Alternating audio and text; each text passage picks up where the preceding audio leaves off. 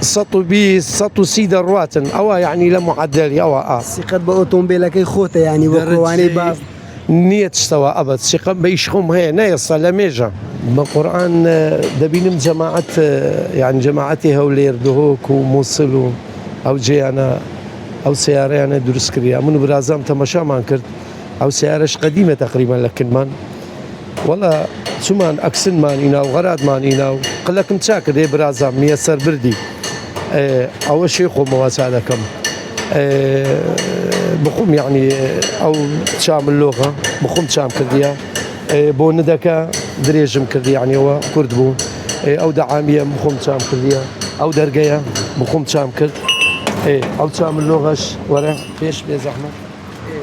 أوش بخوم شام كردية و بزحمة ورا إيرش تصويرك أو أكسنا أوانش يعني ما دوغنا شي زورت بيوبيني والله لم يجي بيوينا أري والله بقرآن أمين ما وك إيش مكرت بي تقريبا ما عندك إيش مكرت بل دوس على بي وازم لينا إيش لو ماتوا وبرك بإيش بمانو وازم لينا هسه تماشام كرت خلك كي واحمو رويان لوي كرديا أمش قلتم با سيارة خم تساكم أبي دي سيارة كي دي برازان شامان كرت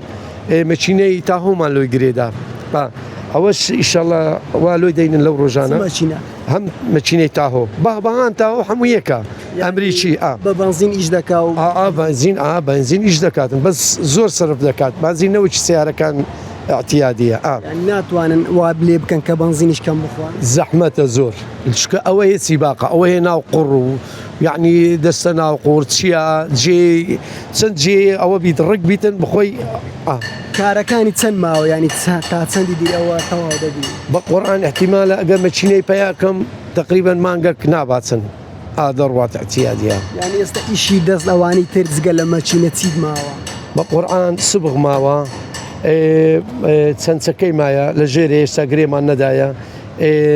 دبوي معايا قريدين تشتيهر دوالا سيقد بأوتومبيلك خوته يعني وكواني باز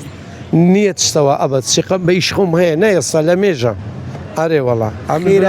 خيرايا كي تسند أقر باز كي تسند الروا يعني سرعتي بقرآن مشينا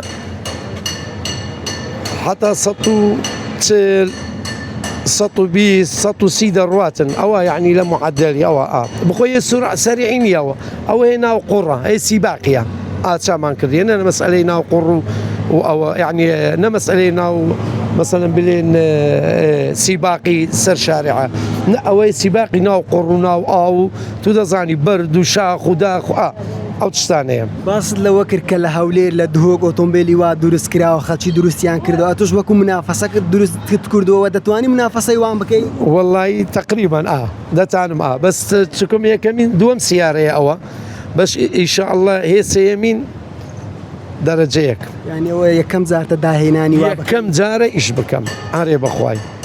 يواداري سيارة شيء اعتيادي ووا بس أما تحوير ما كد يعني أو تسام باللغانة أو بليتا مانا لو يجريدا ورا أو درجية بخو تسام ما كد إيش تدعامي بشتوا مايا أو أكسنا بخديتي يعني أو تشتان حمو ما بدس خو ما ندرس كذي لير اعتيادي دست خوش بسرکوت تو برای روحا کمی تساوا کمی ولا كوتايج أما دين كدست بيشكر وكو باي تخدم دي أدماني سپاسی کانالی باي تخد دكين وكادر كاني وزور سپاس عندكين أما ممنوني لينجو حتى نيرة